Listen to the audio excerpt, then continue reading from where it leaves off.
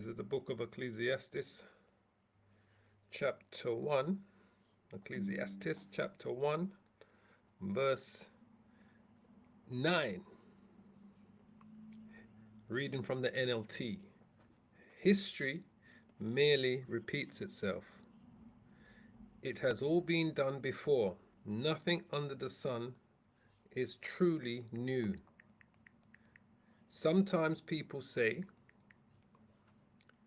here is something new, but actually it is old. Nothing is ever truly new. We don't remember what happened in the past, and in the future generations, no one will remember what we are doing now. First, I want to give all the praises and the glory to the Heavenly Father, Yahweh, and to His only begotten Son, Yahweh Shai. Double honors to our apostles and to the elders of Great Millstone. Shalom to you, and shalom to the hopefully elect brothers and sisters of the house of Israel. Now, today's edification is called Trump, aka Emperor Nero, at the Superbowl, aka Gladiatorial Games. Trump, aka Emperor Nero, at Superbowl, aka Gladiatorial Games. That's today's edification. That's the title. And we'll do that. We'll put it in the title later on, when we edit the video later on, but that's the actual title of today's edification. So, first, we're going to show you that this man truly is the reincarnation of Emperor Nero, Roman Caesar. And I've got him down to be, out of all of these Caesars, to be Emperor Nero, Donald Trump. So, let's play this, and then we're going to bring out some information, and then we're going to do what we do best. We're going to edify the elect. So let's play it.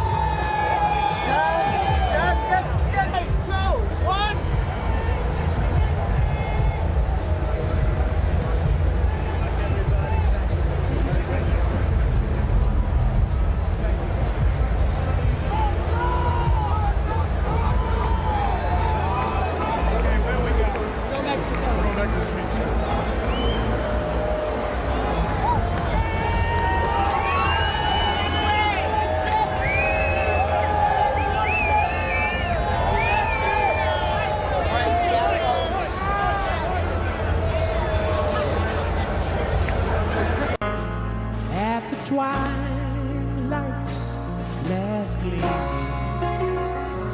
whose broad stripes and bright stars through the perilous fight, o'er the ramparts we watched, was so gallant their streaming. That was Caesar, all right? So let's share screen here. This is what we was reading first and foremost. This is where we started, all right? Ecclesiastes, chapter 1, verse 9. History merely repeats itself. It has all been done before. Nothing under the sun is truly new. Right? Nothing under the sun is truly new, as you can see here. All right.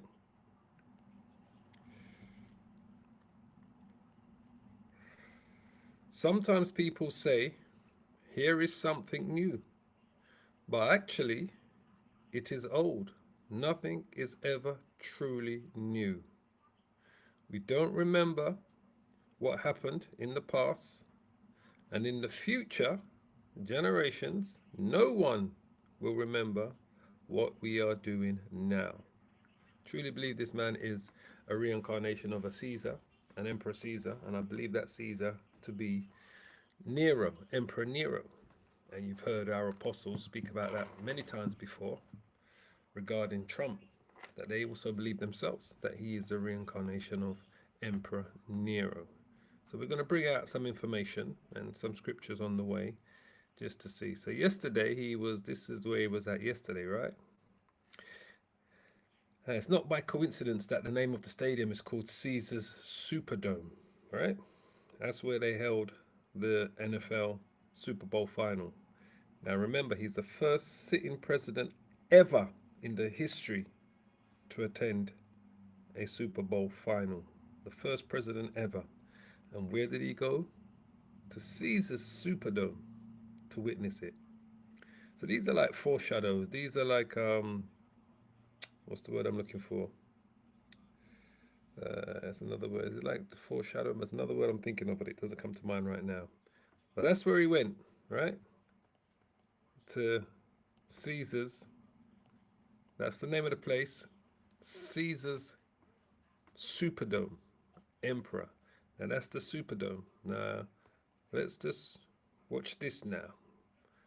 That's the Superdome today.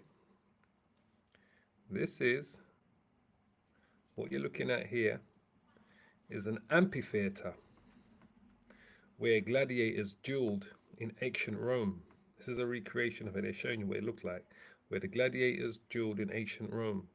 So the modern gladiators today are your sporting celebrities, especially in the NFL. They're probably between the NFL and the UFC. Those are probably the two main gladiatorial rings because it's a literal fight. In NFL, they're fighting for the ball, right? And in UFC, they're fighting each other to win. So this just looks like a complete replica of, should I say, this Caesar's Palace looks like a complete replica of what we just saw. All right, an amphitheater where these things took part, where the most pristine athletes went to compete in front of their emperor. And as I said before, we believe this man is the reincarnation of a Roman emperor, and that emperor we believe to be is Nero. He doesn't just look like him, he's acting like him as well in all of his parts. So that's where he went to do it. Now, this is not it's not a coincidence that that place is called Caesar's Palace. Everything about America is they're showing you once again it is the reincarnation of the Roman Empire. So let's play a little bit of this, and then let's just give it a full screen on this. Play a little bit of this. In the 1st century AD, Rome is the biggest city on Earth, with a population of more than 1 million people. Now, after 8 years of construction, the largest amphitheater in the ancient world has just opened. The Colosseum in Rome is one of the most iconic structures in the history of humanity. The new emperor, Titus, is a war hero who inherited the throne less than a year ago. The empire he now commands began with Rome's founding as a powerful city-state in 753 BC. It conquers the Italian peninsula, then ancient Greece, the seafarers of Carthage, the pharaohs of Egypt, and by 80 AD, most of Western Europe. To mark the Colosseum's opening, Titus lines up a fight to the death between two of the empire's best-known gladiators, Rome's champion Varus and the barbarian Priscus. Two of the empire's greatest gladiators, right? The Super Bowl is between two of the modern Roman Empire's greatest teams, right? You had the Kansas Chiefs against the Philadelphia Eagles, right? So they would have been considered the two greatest teams in the Roman Empire, which is America, that reached to the Super Bowl final. So it's the same things, the same reenactments that we are seeing again today. It's no different. There's no new thing under the sun, as we just read, all right? Champion Varus and the barbarian Priscus.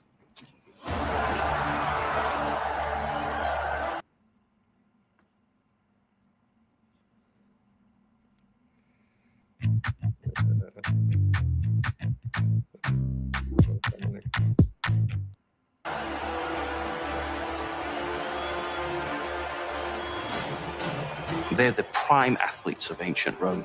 And that specific moment, you could say that they are the heavyweight champions of the Roman Empire. What we know about the fight comes The prime athletes of ancient Rome. So the two NFL teams were the prime athletes of modern Rome that reached the NFL Super Bowl final, right? Same thing. These are athletes back then, athletes today, except for back then, they actually did fight to the death, all right? Today, they're not fighting to the death. They're fighting for the prize to be considered the most pristine athlete team in Rome, modern Rome, America. But it's the same thing that's happening that happened back then we see today, whether it's in two boxers in a boxing ring or it's in the UFC where we see them go to fight at the UFC. Same thing, same type of arenas, amphitheaters. This is what America has built. America has built dozens of amphitheaters around the world, and they call them sporting stadiums today. to us from just one source, but it's a really important source. It's the Roman poet Martial, who was a spectator at the games. He actually saw this fight and saw how it played out. Martial's poem is the only surviving account of its kind. The fight he records captures some of the contradictions of Rome. Its combatants are celebrated, but they are also enslaved.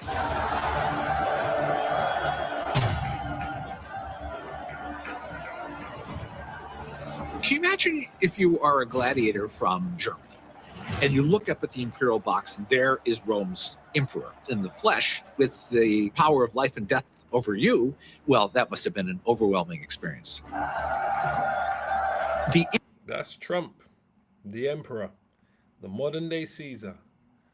We believe he's a reincarnation of Nero, but he's 100% a reincarnation of a Roman emperor, Donald Trump. Emperor's presence in the imperial box was absolutely key. The emperor could see everyone and everyone could see him.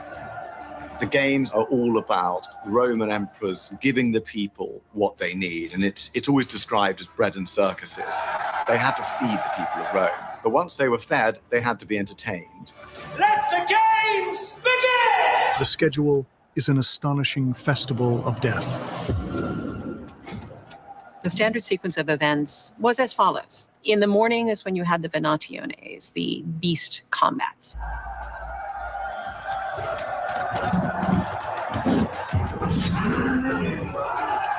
At noon, the meridiani. This is when the executions of criminals condemned to death took place in ways that were memorable.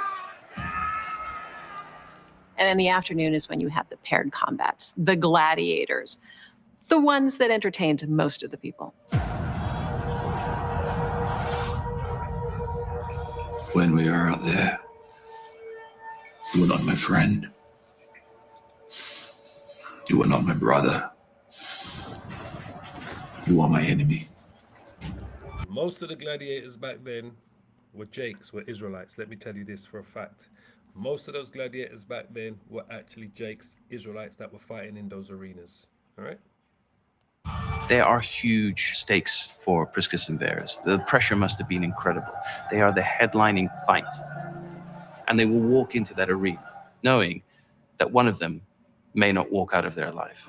Gladiators enter the arena through the Porta Sana Vivaria, the gate of life. If victorious, they leave the same way. If defeated, they exit through the Porta Libitina, the gate of death. The winner will be given a rudis, a wooden staff given as a trophy which symbolizes his freedom.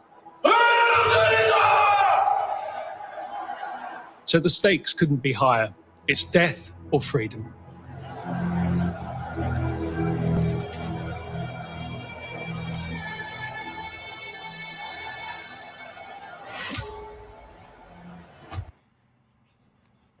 Donald Trump, your modern day Caesar. Hence why he attended yesterday. So remember the place that it was called? This is what it was called. I'll show you it again. Caesar's Superdome. Caesar's Superdome, right? That's where they kept the NFL final. Now there's other little things. I was reading this article here today as well, all right? It says, Hail Caesar, history. Hail Caesar, Trump and the new American empire. Donald Trump's recent declaration of plans, all right, to expand U.S. territory and rebrand the Gulf of Mexico reflects a modern twist on imperial ambitions. While critics dismiss his rhetoric as bluster, historical parallels and America's past expansion suggests his vision might align with a broader strategy rooted in power, precedent, and realpolitik. This is Trump. He truly is the reincarnation of a Roman emperor, and we believe that Roman emperor to believe, I believe that Roman emperor to believe is Nero. Our apostles have mentioned it many times that they believe that he is Nero as well in the reincarnation. And I tell you, he's every reenactment shows you that Donald Trump is the reincarnation. This is why when you saw him at that arena. Now, the other thing was this here. This was a news reporter talking about Donald Trump as being a Caesar when he came to the UFC final a couple months ago. I think it was either the end of November or the beginning of December. All right, now listen to what this news reporter has to say here. It really looks like ancient Rome here. This is sort of the conquering Republican Caesar, like ancient Rome here. This is sort of the won't get through. I will believe it when I see it. Yeah, I mean, and it really looks like ancient Rome here. This is sort of the conquering Republican Caesar who's going into the Colosseum and everyone's cheering, and he's got his political gladiators with him. That appearance isn't just about him enjoying the applause.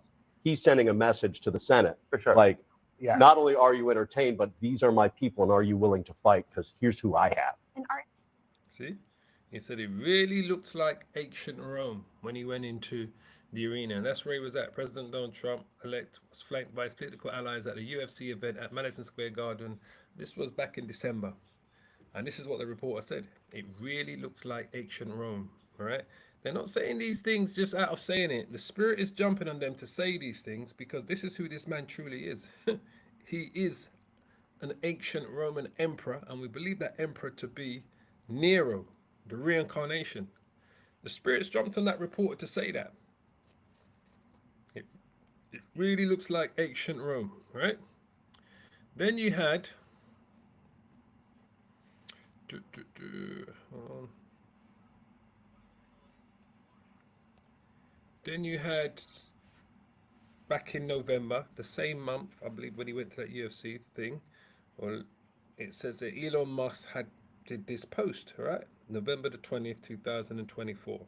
America, listen to what Elon Musk says, right?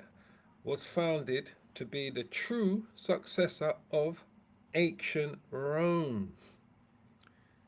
So them themselves believe that America is Rome, the political elite of America. All right, the social elite, they believe, the super elites, they believe that America is and we are telling you, we know America is the reincarnation of ancient Rome. So this is what Elon Musk said. All right, this is what he posted on his X site. He said, but most don't know how deep the parallels run from its grid plans to its constitution. So he showed you on his what he posted, the ancient Roman emblem the SPQR, the eagle, all right? And he's showing you America's emblem, which is the eagle. The 13 arrows in the left paw, the left claw of the eagle means war. And the 13, I forget what those leaves are again, in his right claw means peace, right? So he's showing you there that he believes America is ancient Rome. Now the SPQR is an abbreviation or a Latin phrase which goes back to Senatus Publicus Romanus, which means the Senate and the people of Rome. All right, it's a symbol of the Roman Republic, basically. All right, that's what that means when you're looking at the SPQR. That's what that means there. The Publicus, yeah, the Roman, it means the Senate and the Roman people. Then you've got the El Pluribus Unum, which means out of many is one. So that's the literal translation on the United States of America's emblem. Basically, it means out of many is one. E pluribus unum, out of many is one. And then that means the Senate, the people, and Rome, basically. The Senate, yeah, the Senate, the people, and Rome, or the Senate or the people of Rome, right? It's a symbol for the Roman Republic. So that was inscribed in all of the Roman documents, coins, and monuments, and public works all throughout Rome. That symbol would be there, and on the eagle. So the SPQR was a reminder of a source of the Romans' legions' power and loyalty, and it was used in Roman political, legal, and historical literature. All right. So I think it last appeared, they say, during the reign of Constantine the Great. They last was using those what's the word I'm looking for? The word's gone out of my mind, but I can see it. But anyway, that's what that means. So that's what he says, right? And then he put a picture of how Rome was laid out, and showed it how the same thing, I think that's Manhattan, how it was done in a grid. That's why it says here. But most don't know how deep the parallels run from its grid plans to its constitution, its grid plans or its roads. Same way how the roads in America are laid out in grids, avenues and streets, avenues and streets. So he's showing you that here. Then he's showing you the Roman Senate. All right. Just bring this up a bit. The Roman Senate and the American Senate. The US Senate, laid out exactly the same. So he's showing you, they know, they believe and they know that that's what America is, modern Rome. We know it's modern Rome. We know it through scriptures, and we know it through secular history, that place is the reincarnation of modern Rome. Now remember, another thing that Trump said, a few more before we get some scriptures. Another thing that Trump said, he made this statement here, right? He says the golden age is here already. Trump's just needs to protect it. So Donald Trump was talking about this golden age, right? When he said, in many respects, Donald Trump's inherited the golden age. He claims to be ushering in, when he talks about he's ushering in the new golden age of America, right? He keeps talking about he's going to usher in the new golden age of America. So why does Trump continuously say that? There's no new thing under the sun, family. There's no new thing under the sun. So this is what he's been saying continuously. This is the new golden age of America. The new, not the Gilded Age, because the Gilded Age was between the 1860s and 1900. They call it the Gilded Age. That was another prosperous time of America. He says the new golden age is here. The new golden age of America. All right? He keeps on talking about making America great again. We're going to bring back the golden age of America. Well, that goes back to what the Romans called the Pax Romana, all right? So, the Golden Age What Trump is specifically talking about goes back to this here, the Pax Romana, right? The Pax Romana, Latin for Roman peace, is a roughly 200 plus year long period, right, of Roman history, which is identified as a what? Golden age. They're not saying these things just out of saying them. They're literally as if they're reincarnating America. They're it's like they're working with the spirits to reincarnate America to be Rome. America is Rome. But they're showing you themselves. Everything that they are saying, they're showing you that they know that America is the reincarnation of the ancient Roman Empire. So it says there, which is identified as what? A golden age of increased and sustained Roman imperialism. That's exactly what Donald Trump is talking about, Roman imperialism, right? The Roman imperial cult identified emperors and some members of their families with the divinely sanctioned authority. He keeps on saying to him that, he keeps on saying to his followers, especially his MAGA followers, that he was sent by God, that God spared his life for him to be here today. They truly believe they are gods. Divinely sanctioned authority, authoritas of the Roman Senate. Its framework was based on the Roman and Greek precedents, and was formulated during the early Principate of Augustus. It was rapidly established. Roman imperialism. So Trump keeps on talking about America and its golden age. Well, this is what he's talking about, the Pax Roma, because they know in their hearts of heart and in their spirit that America is Rome. So it says here, it says, which is identified as the golden age of increased and sustained Roman imperialism, relative peace and order. He keeps on talking about he's going to bring peace there, he's going to bring peace there. He said he's going to finish the war in Ukraine in 24 hours, the Hamas in Israel, we're going to get that war over with. You know, all these things that he talks about, peace and order, prosperous stability, hegemonic power. So what is hegemonic power? An international relations regional hegemony is the hegemony of one independently powerful state, the United States of America. Babylon the Great. Modern Rome.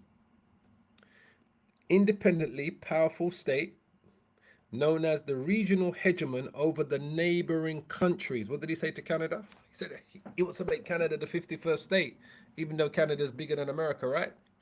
He wants to take over Greenland from Denmark for strategic reasons.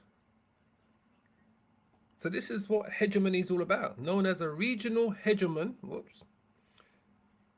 Known as the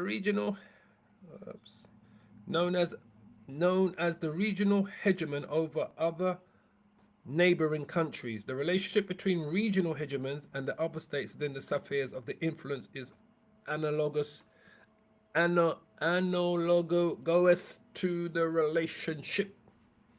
That's America, all based on hegemony. It says here, so it says hegemonic power and regional expansion. That's what they were talking about, right? He wants to take over Canada, regional expansion, right? So it says here, from its origin as a city-state in the peninsula of Italy in the 8th century BC to its rise as an empire covering much of southern Europe, Western Europe, Near East and North Africa, to its fall in the 5th century AD, the political history of ancient Rome was closely entwined with its military history. America's political history is closely entwined with its military history as well, because its military is responsible for the genocide of the Native American Indian tribes in America. And it was its politicians that gave the military, which was the US Army, the US troops, to do what they did.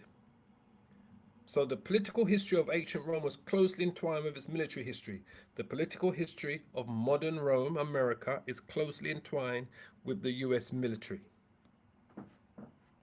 It says this is despite several revolts and wars and continuing competition with Parthia, it is traditionally dated as commencing with the ascension of Augustus.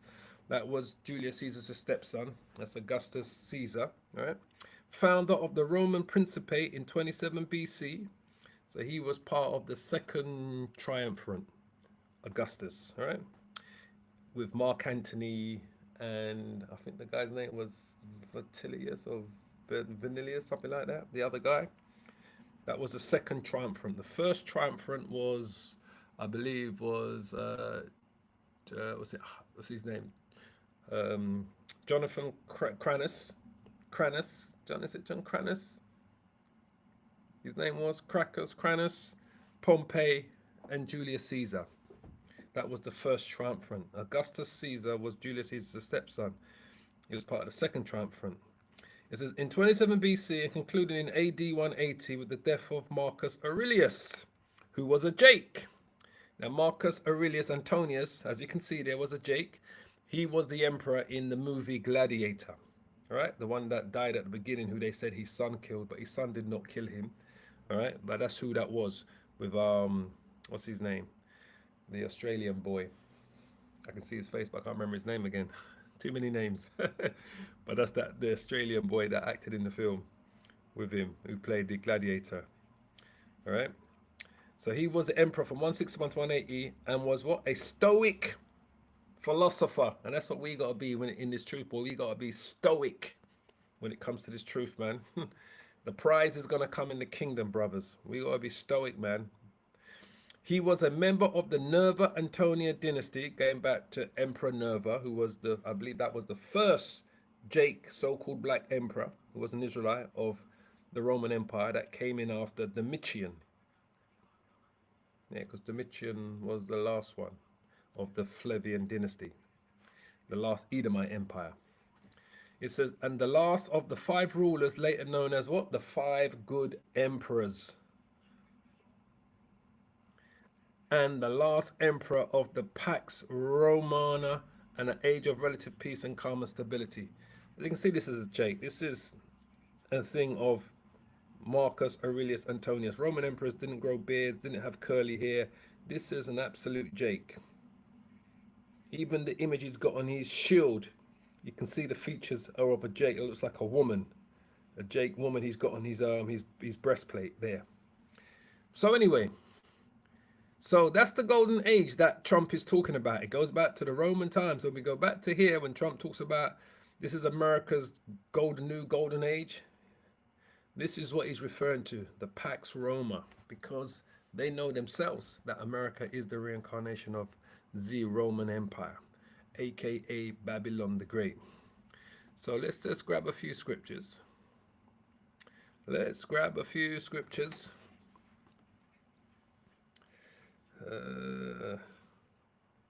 Yeah, brother put it up on the screen here.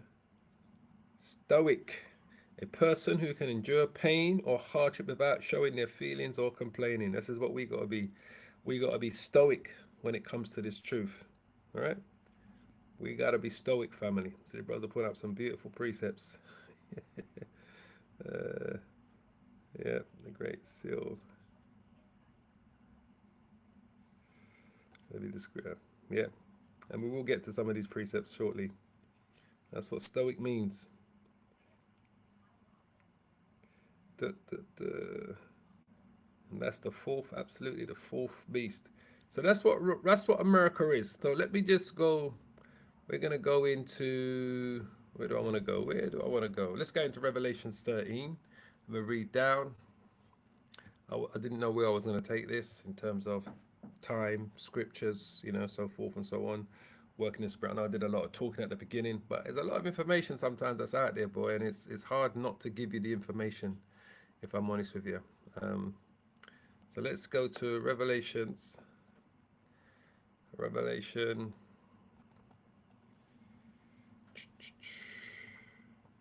Come on. 1 second, family. Revelations 13. Because that's what it is. That's the deadly wound that's healed. That's America. Babylon the Great. So we read a few verses down in this. The beast from the sea. All right. This is what we're dealing with. The reincarnation of the fourth beast. All right. That's what that is there. I saw brother You put it up on the screen here. Daniel, it was Daniel, I think it was Daniel 7. That's what that is, the reincarnation of the fourth beast. So this beast here, let me just get the screen up for you so you can see. Share this tab. The beast from the sea. This is talking about the Roman Empire. So when it says here, Revelations 13:1, America, and I stood upon the stand of the sea, and I saw a beast rise up out of the sea. Second family. Need to grab some water. I know I've been doing a lot of talking.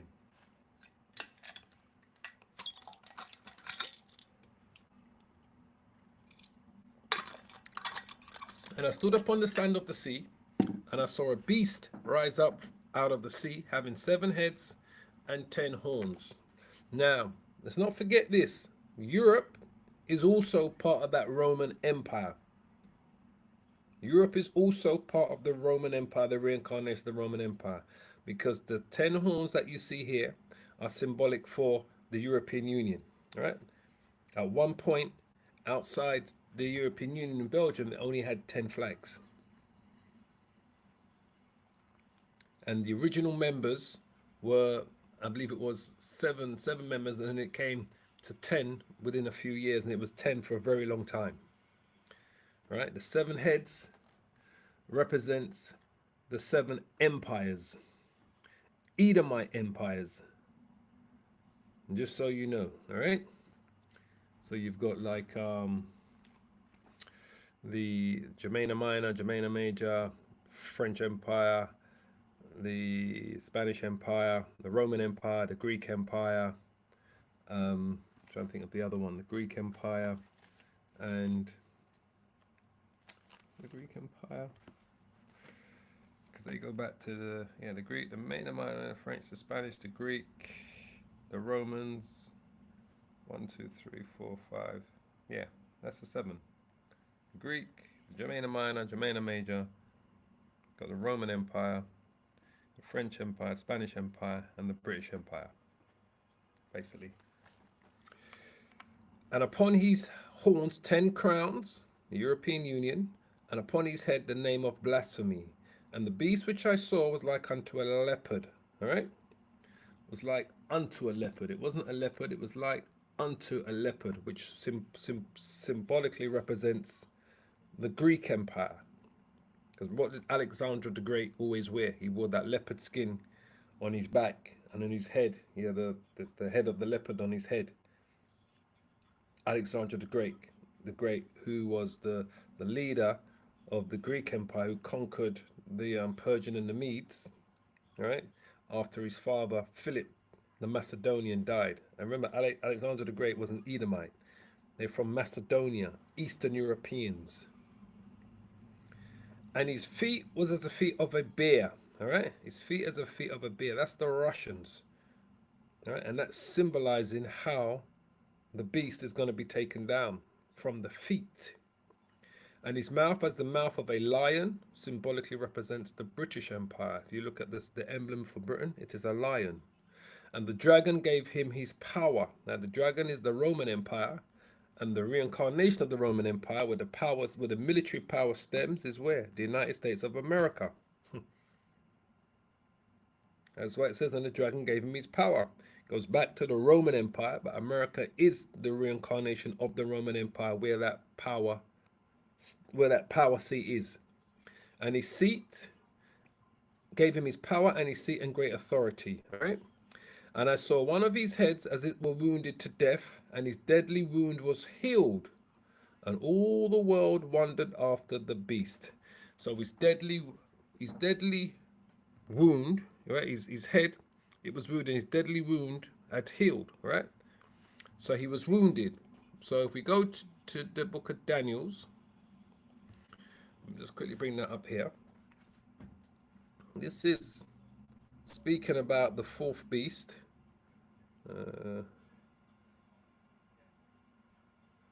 Which is the Roman Empire. And this is when it speaks about the beast going into I think it's at Revelations 20 when it speaks about the beast going into perdition, being chained away for 1,000 years. Well, this is when the Roman Empire went down. So this fourth beast here in the book of Daniel 7 and 23 is talking about the Roman Empire. Then he said to me, Daniel 7 and 23, this fourth beast is the fourth world power, which was the Roman Empire, that will rule the earth, the known world in the earth at the time, which we showed you, right? It will be different from all the others. Now, they showed you in that clip how the Roman Empire spread, right? How he ruled. Let's just quickly show you again in that clip how the Roman Empire ruled the earth, and which was the inherited the throne less than a year ago. The empire he now commands began with Rome's founding as a powerful city-state in 753 BC. It conquers the Italian peninsula, then ancient Greece, the seafarers of Carthage, the pharaohs of Egypt, and by 80 AD, most of Western Europe. Most of Western Europe. So all of the known powers, the Egyptian Empire, pharaohs, the Greeks, the Germania Minor, Germania Major, the UK, where the what do you call them, the Picts were over there. He conquered all of that. See it? Got the Germanic tribes there. It had them as like fingerbob states. What do you call them? Client states. Germanic tribes, the Scythians, they become client states. The Parthians, you know. So that's when you go to Daniel 7 and 23. That's what that's talking about. What you just saw there on that short clip of video. So we go back to Daniel 7 and 23 here. That's what he's talking about. Then he said unto me, this fourth beast, the Roman Empire, is the fourth world power that will rule the earth, right? The known earth at the time, world at the time. It will be different from all the others. It will devour the whole world, the known world, which we just showed you, trampling and crushing everything in its path. That's exactly what it did. And then it says its 10 horns are 10 kings who will rule that empire. Then another king will arise, different from the other 10, who will subdue the 3 of them. All right, and that's when it jumps into the future, when it speaks about the you got the Germanic tribes, and then you've got the British Empire, the French Empire, and the Spanish Empire. All right, and then the beast that's going to subdue them, and it says that who will subdue all 3 of them. That's America. America subdues the French Empire. Because remember, France controlled parts of America. I think where they had the Superbowl, New Orleans. That was a French territory. They sold that to the Yanks. The Spanish controlled parts of it. I think down in Florida, they took that over or did a deal with the Spanish. I'd have to look it up again. And then obviously the British, who controlled the 13 colonies, right? They were defeated in the War of Independence. That's why they celebrate July the 4th. Those were who the 3 that the beast subdued, which is America. Just so you understand what you're looking at here. All right, I'm just trying to, because I haven't gone into Daniel 7 for a little while, but it's always good to go back. And then those 10, the 10 horns are 10 kings who will rule that empire. Then another king will arise, different from the other 10, who will subdue 3 of them. The other king that arises, that's America, Babylon the Great, different from the other 10, who will subdue 3 of them. All right, the 3 are the 3 empires that we spoke about: France, Spain, and England. All right, just so you know. And then the tribes were the Visigoths, the Ostrogoths, the Vandals. I'm just trying to remember some of them. The Lombards, the Alemannis, the Burgundies, the Franks, the Jutes, the Angles, the Saxons, and so forth, so on. Right? Those were the other 10 kings, the tribes that was fighting against the Roman Empire. So when we looked at this here,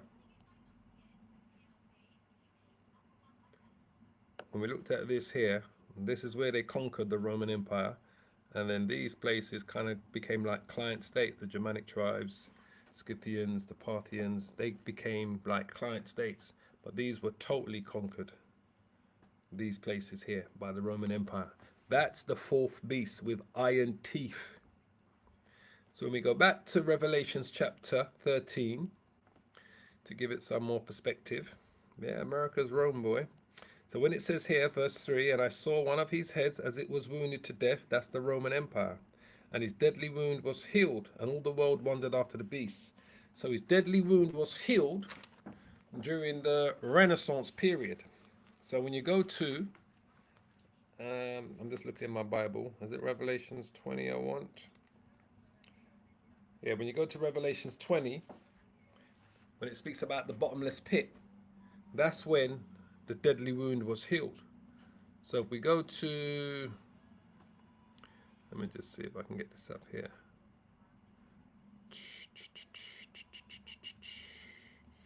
If we go to Revelations 20,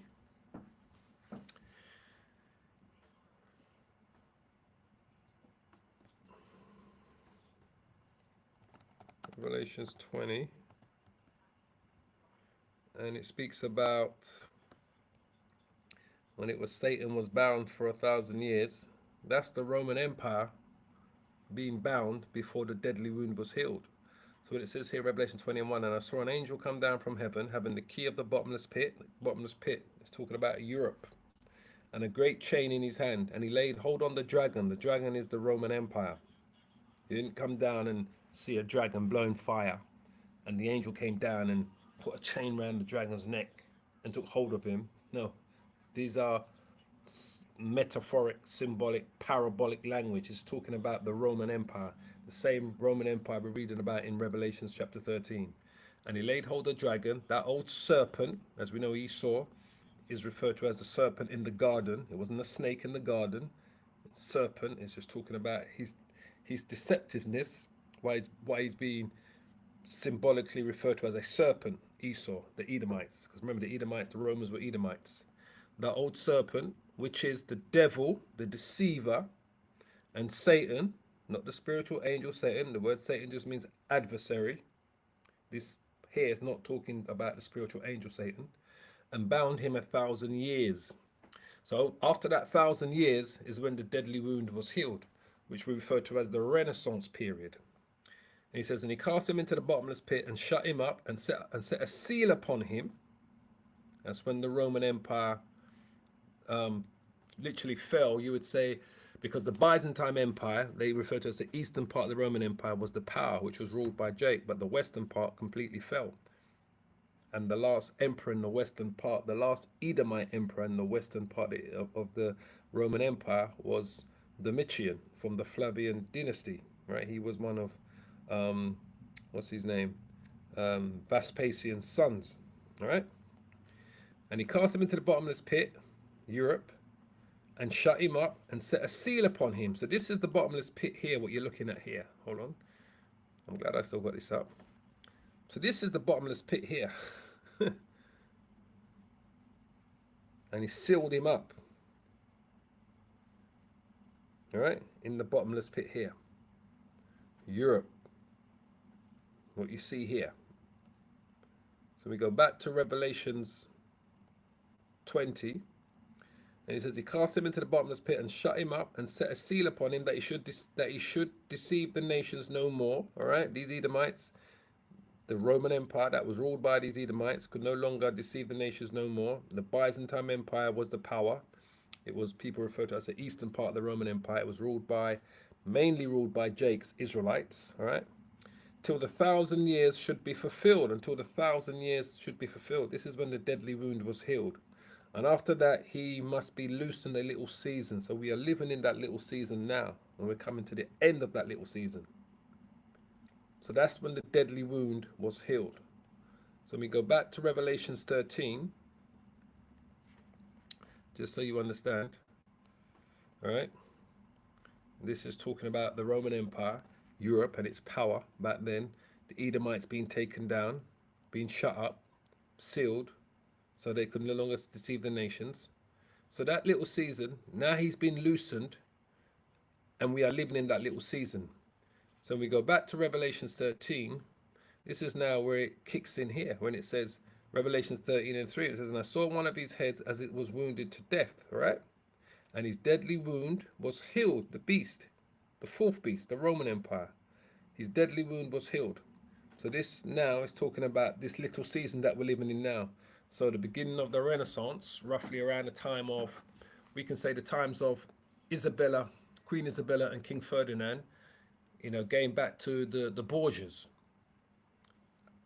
Pope Alexander Rodrigo Borgia, Pope Alexander VI of Rome, and then his son, Cesare Borgia, one of the ones who they used the image to give you white Jesus. That's when these Europeans started to come into power, during the beginning of the 15th century, like 1401. That's when the Byzantine Empire fell, completely fell.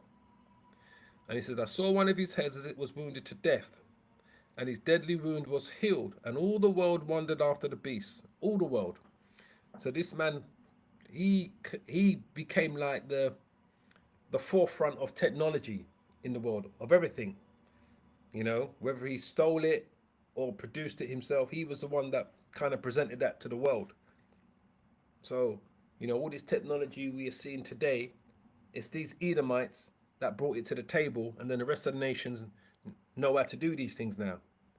So the world wondered after the beast, these Edomites, right?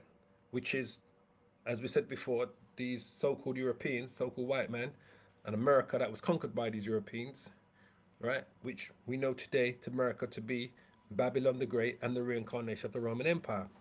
So the world wondered after the beast, America and its power, the Edomites, their power, their wealth, you know, their everything that they was bringing to the table, basically, back then, and even today.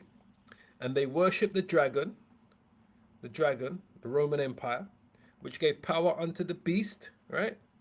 Now, remember this, is that America is the head of NATO.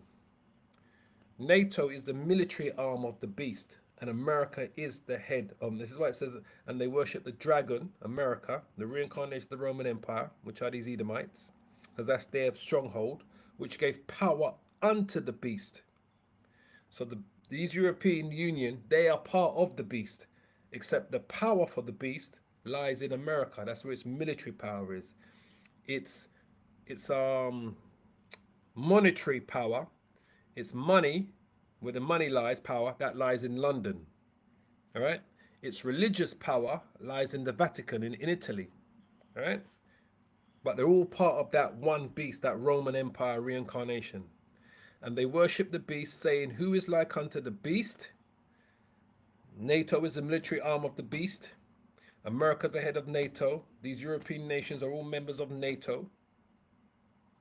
Who is able to make war with him because of the dragon? America, the power of the beast. And there was given unto him a mouth speaking great things and blasphemies, as we see these Edomites do. They have no shame in what they are saying, especially when they're talking about people of color and how they're going to deal with you. And power was given unto him to continue 42 months, which goes back to the time of slavery. 42 months represents 3.5 years, which symbolically represents the 350 years of slavery that we was under this beast and his whole system. All right, just so you understand. So it's all one alliance. The European Union, NATO, and America, they're all one. They're all part of the beast. The Russians are not part of the beast. The Russians are Gog. The Russians is the bear, which is going to come. That's going to be the beast's adversary in the war of Armageddon. The Russians are not part of the beast and never was part of the beast. Always remember that, all right? And he opened his mouth in blasphemy against the Most High, as we see. These demons, every day they think they're God, they're playing God, especially with all this new AI stuff that they're bringing. The microchip is part of them playing God. They think they can cure anyone, you know. So the chip is going to be the forefront thing of the medical world before it becomes the forefront thing of the financial world. And he opened his mouth in blasphemy against the Most High, to blaspheme his name, Jesus Christ, and his tabernacle, and them that dwell in heaven. And it was given unto him to make war with the saints. Who are the saints? We are the saints, the children of Israel.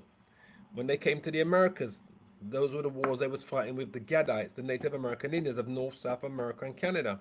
Columbus, the Cortez brothers, you know, the Spaniards. Isabel sent her people over there. The Portuguese sent theirs. The British came and sent theirs. The British set up the 13 colonies. They went and made war with the Saints. The Saints are the Israelites that was in America, calling themselves Gad, Simeon, you know, the Native American Indians, Cherokee. I just can't think of all the names of Native American Indian tribes in America. The Mayans, the Marapuchis, the Aztecs. They came and made war with all of these Native American Indians from North America to South America to Central America, you know, to Canada. Those were the Saints. They came and made war with the Saints, the Europeans, which are the beasts, the reincarnation of the Roman Empire. And to overcome them, they overcome us, because that's the prophecy. And power was given him over all kindreds and tongues and nations. And then America, as you see today, became the powerhouse. Power was given to America over all kindreds and tongues and nations. And they showed that that power, that the world witness, came during World War II. And then America's currency became the world reserve currency. So it had control military-wise and financial-wise, because their money was the world reserve currency, and they also had the biggest and the strongest military in the world at that time. And all that dwell upon the earth shall worship him. They worship this white man. We don't. We've exposed who this devil is. He's an Edomite, whose names are not written in the book of life of the Lamb, slain from the foundation of the world. If any man have an ear, let him hear. He that leadeth into captivity shall go into captivity. That's the end result for these devils. They are going to go into captivity, because they took the Israelites into captivity. So that is going to be the end result for them. He that killeth with the sword, this man's blessing, Esau's blessing was the sword, must be killed with the sword. This is why the Lord is coming with the sword of righteousness to take this man down and his kingdom, to establish the kingdom of heaven and earth. And this is why it says, here is the patience and faith of the saints. Simple as that. And just to precept that,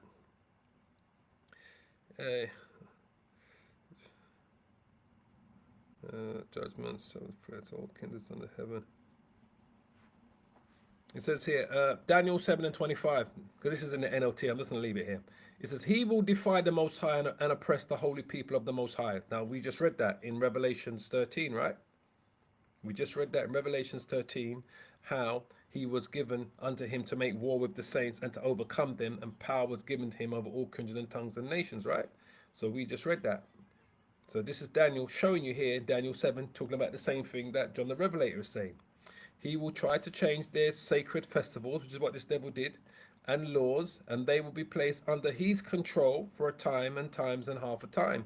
That's the 42 months, the 350 years of slavery, all right? That we were placed under this man's control, under Esau's control. During slavery, we had no rights. If we wanted to piss, shit, eat, clothe ourselves, we had to go to this. This man had to give us the green light to do all of this shit. We want to leave the plantation, we needed a signed letter from him. You know, if we wanted to anything that we needed to do, we had to get the green light from this man. He had total control over us. So this time and times and half a time is symbolically represents what we read in Revelations 13 verse 5, when it says, and there was given unto him a mouth speaking great things and blasphemies, which is what this devil did, and power was given unto him to continue 40 and 2 months, which is 3.5 years. So that represents the time, what we're reading here, when it says that they will be placed under his control for a time, times and a half a time. That symbolically represents the 350 years that we were under slavery, under this man, hardcore slavery. It says, but then the court will pass judgment, right? And all his power will be taken away and completely destroyed. And remember, the first slave came to the Americas, I believe, was 1519. And that's how you can work it out. 1519 to 1619 is 100 years. To 1719 is 200 years. To 1819 is 300 years. And then slavery came to an end around 1869, 68. So that's another 50 years. That's where we get the 350 years from. Us being under this man's control during slavery. That's what this symbolically represents. It says, but then the court but then the court will pass judgment. He who leads into captivity shall go into captivity. He that kills with a sword must be killed with the sword. Here is the patience and faith of the saints. Who is the court? The court is going to be from Yahushua, the Most High first, who's going to give the power to his son Yahushua. And Yahushua is going to come to deliver his elect and give his power to the saints to pass this judgment.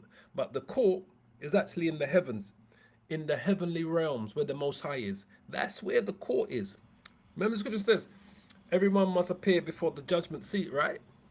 That's the court. So the court will pass judgment, the judgment seat up there in the heavens. The place of judgment is here under the earth, all right? I think that's Ecclesiasticus chapter 3 or 5. I'm just rolling in the spirit, man, and I'm enjoying this one, as you should do. When it says here,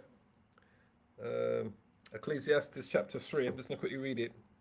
It says, that which has been is now, and that which is to be has already been. And the Most High Yahweh requires that which is past. Why is it required? How is he requiring it? From the court of judgment. Let me bring it up on the screen. Oh, Lord, Lord, Lord. I love it. Love it when the Holy Spirit is just, I got no scriptures prepared, let me tell you. Everything that we're bringing out here is just in the Spirit, and it's just dropping me from one to another. And like I said, at the beginning, we're going to see where this is going to go. I didn't know where it was going to go, but here we know. And this is it here.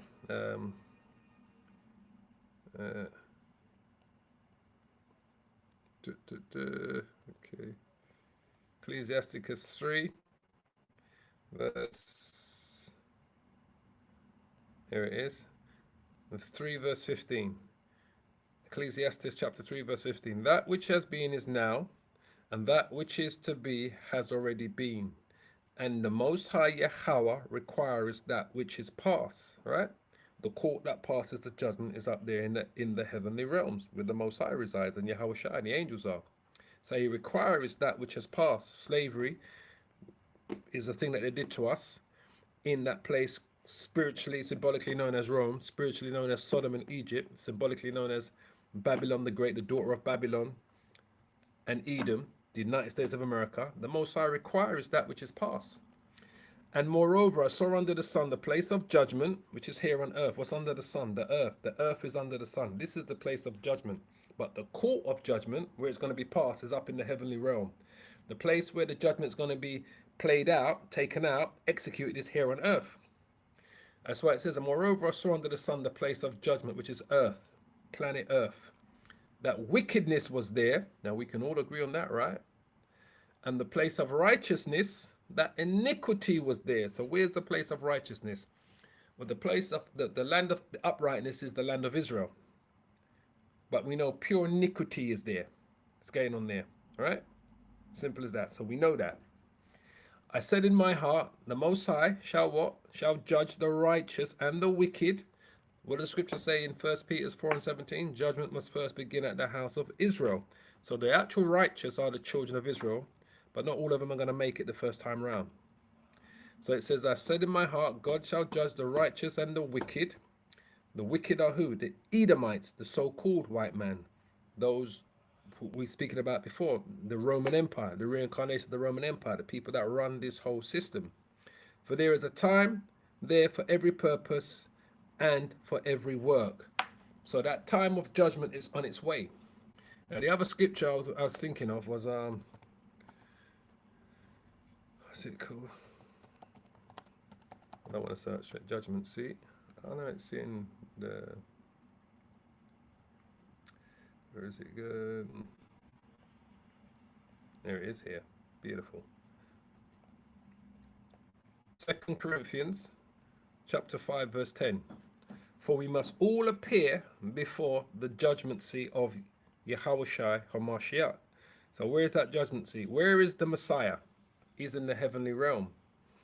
So when you die and your spirit goes back to the heavens, you're gonna be, your spirit's gonna appear before the judgment seat, and Yahushua is gonna pass the judgment. That every man, that everyone may receive the things done in his body according to that he has done, whether it be good or bad. So he who leads into captivity, which was bad, shall go into captivity. That's the judgment. That judgment's written in the Bible. But you're still going to appear before the judgment seat. They say, oh, it wasn't me, it wasn't me, it was my ancestors. Well, you are your ancestors back here in the reincarnation. So everyone has to appear before the judgment seat. So all of these Edomites that were hands and feet involved in this slavery, all the wickedness that they did after the slavery, the lynching, the incarceration, the oppression, the deceitfulness, everything they did to destroy the Lord's people, they're going to receive a judgment for that in the heavenly realm. And that judgment is going to be passed here on earth, because the place of judgment is where? Under the earth. We just read it, right? In Ecclesiastes chapter 3. We just read it, right? Verse 16. And moreover, I saw under the sun the place of judgment, which is the earth. That wickedness was there, and the place of righteousness, that iniquity was there. So this is the place of judgment. But you're going to appear before the judgment seat in front of Yahushua. All right? And here you're going to be judged. And those that are going to be still here, alive, when the judgment comes, you're all going to be judged. You're all going to face your judgment. But the Lord already knows what your judgment is, because everything's been pre-written, foretold. All right? So when we go back to Daniel 7 and 24, 7 and 26, it says, but then the court, which is the heavenly realm, will pass judgment, and all his power will be taken away. You hear that? And completely destroyed. It's beautiful. I love the way the NLT is spelling it out for those of you that don't understand the old English, the Middle English, the those and the thys, right? You're going to be completely destroyed, meaning your power. America as well, Babylon the Great, is going to become a memorial, totally destroyed, wiped out by fire. Then the sovereignty, the Most High, Yahushua, power and greatness of all the kingdoms under heaven will be given to the holy people, not to everyone or anyone that believes, to the holy people. Who are the holy people? The holy people are the children of Israel. How do we know that? Let's go to Deuteronomy 7 and verse 6. The answers are all in the Bible. Every query you got about a scripture, the answers are in the Bible. Let's see who the holy people are. Deuteronomy 7 and 6. For thou art an holy people. Right? This is the book of Deuteronomy, chapter 7, verse 6. Let's get some context, right? Where are we?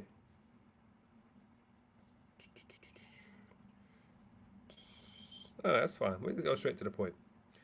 Deuteronomy 7 verse 6 says, for thou art an holy people unto the Lord, Yahweh thy power.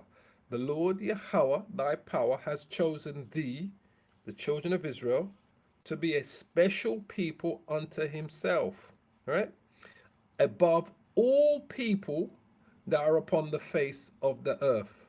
The Lord, Yahweh, did not set his love upon you, nor choose you, because you were more in number than any people, for you were the fewest, for ye were the fewest of all people.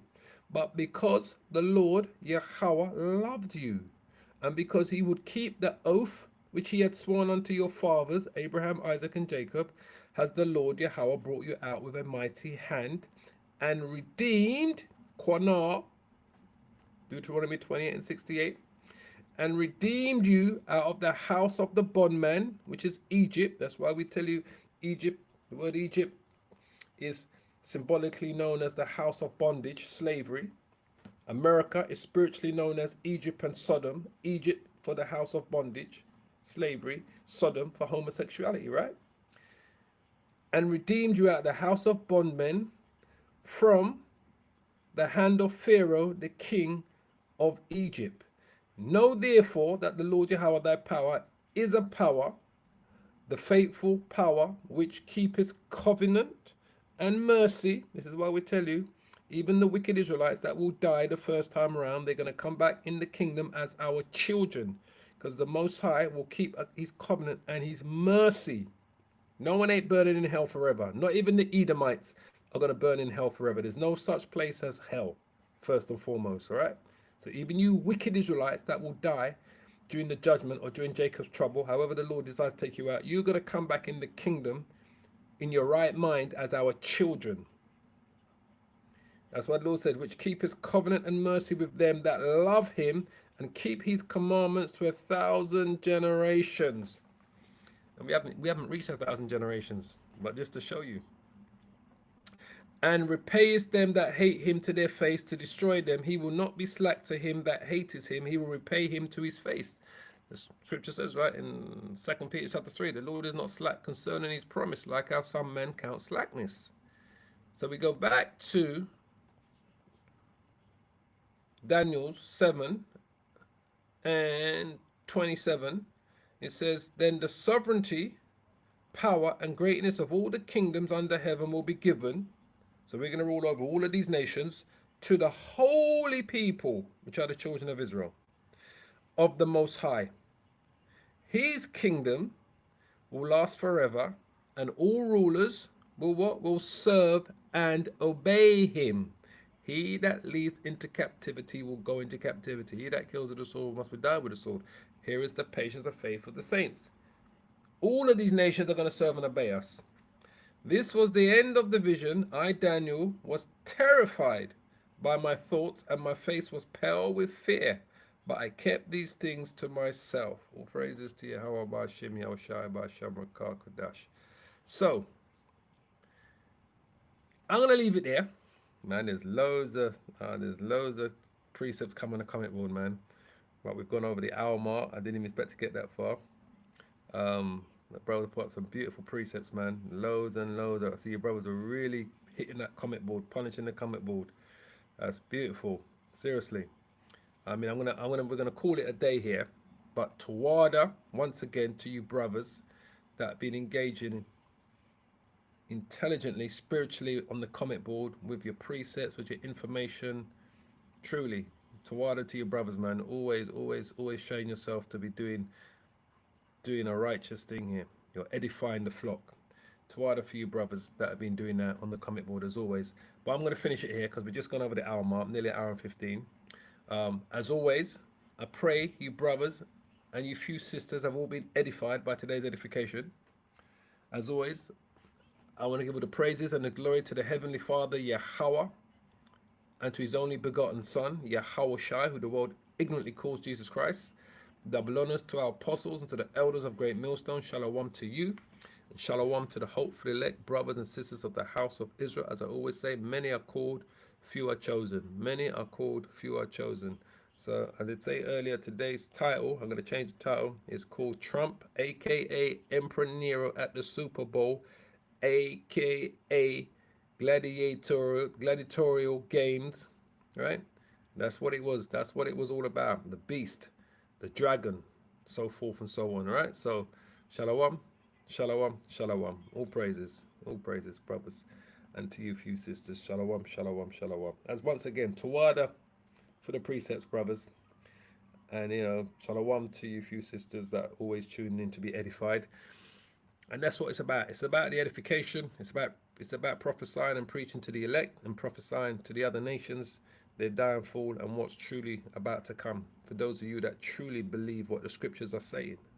And the only way that's going to happen is if the Spirit of the Lord is working with you. It's as simple as that.